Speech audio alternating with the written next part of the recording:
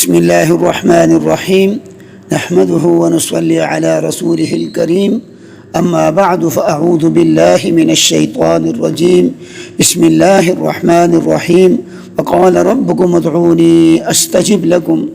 میرے محترم دوستوں اور بزرگوں، آج جس کو بھی دیکھو پریشان ہے، کوئی مال کے اعتبار سے پریشان، کوئی صحت کے اعتبار سے پریشان، کوئی اولاد سے پریشان، اس کا حل کیا ہے کہ ہم اللہ کی طرف متوجہ ہو جائے۔ اللہ نے ہمیں ایسے اعمال دیے ہیں، ان اعمال کی برکت سے ہماری پریشانیاں دور ہوگی۔ جو شخص رات کو سوتے وقت آیت الکرسی اور سورہ بقرہ کی آخری آیت پڑھیں گے، آمن الرسول سے لے کر آخر تک، اگر وہ مفلس ہے اللہ اس کو بہت جلد غنی فرمائے گا۔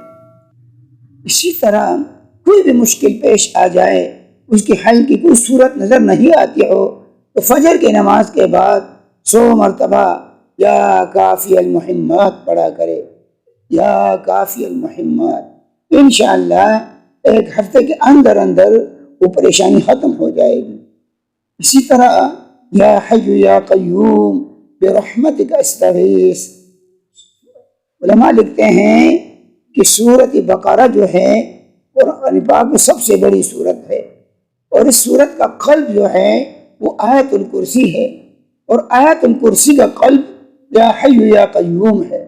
یا حی یا قیوم بدر کی رات رسول اللہ صلی اللہ علیہ وسلم سجدے میں پڑے ہیں اور یہی فرما رہے ہیں یا حی یا قیوم برحمتک استغیث۔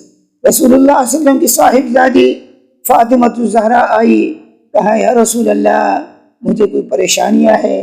آپ صلی اللہ علیہ وسلم نے یہ دعا ان کو بتائی، اس کو پڑھا کرے یا حی یا قیوم برحمتک استغیث۔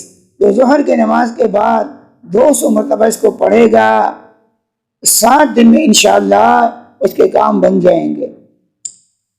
نظام الدین فرنگی رحمۃ اللہ علیہ، اس کو مثانے میں شکایت اور زخم ہوا، ان کے پیر و مرشد شاہ عبد الرزاق بانسوی رحمۃ اللہ علیہ نے اس کو وظیفہ بتایا، بسم اللہ الرحمن الرحیم لا الہ الا اللہ، بسم اللہ الرحمن الرحیم انت ارحم الراحمین۔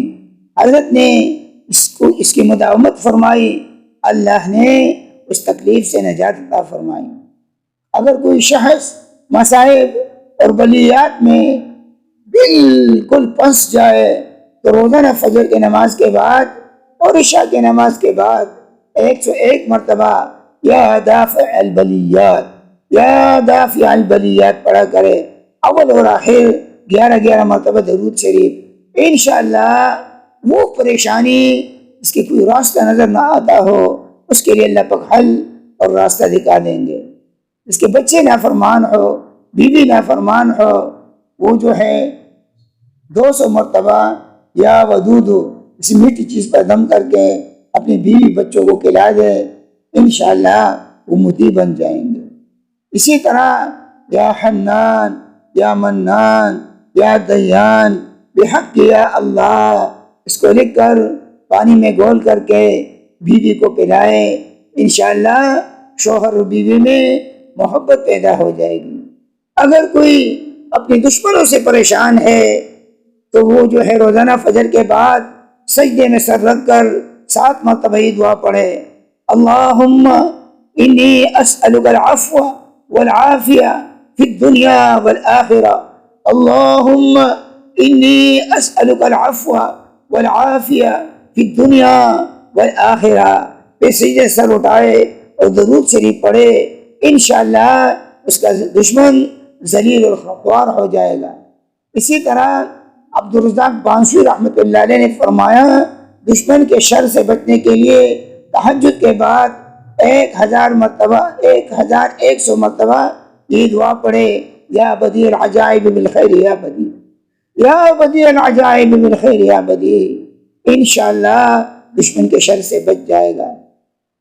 جو آدمی یہ چاہے کہ میرا دشمن مغلوب ہو جائے، سورۃ علم تر کیف روزانہ پابندی سے پڑھا کرے، اس کے دشمن خوار و ذلیل ہو جائیں گے۔ جو آدمی چاہے کہ میرے مال میں برکت آ جائے، 1000 مرتبہ سورۃ اخلاص پڑھ کر حلال مال پر دم کرے، بہت خیر اور برکت ہوگی۔ جو آدمی چاہے کہ مجھے بیماریوں سے شفا مل جائے تو مرزا احمد ہر جانی جانان رحمہ اللہ نے فرمایا کہ بیماری کے لیے یا سلام 1,25,000 مرتبہ پڑھے، انشاءاللہ یہ مجرب ہے۔ قرض اور سلامتی ایمان کے لیے خواجہ سلیمان چشتی رحمۃ اللہ علیہ نے فرمایا کہ ادائیگی قرض اور سلامتی ایمان کے لیے روزانہ فجر کے نماز کے بعد یا وہاب 70 مرتبہ پڑھا کرے۔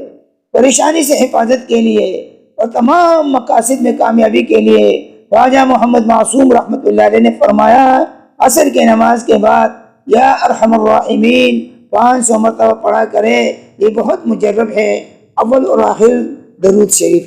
اللہ ہم سب کو ان اعمال کے اوپر پابندی کرنے والے بنا دے، اور اصل عمل ان کے ساتھ کیا ہے؟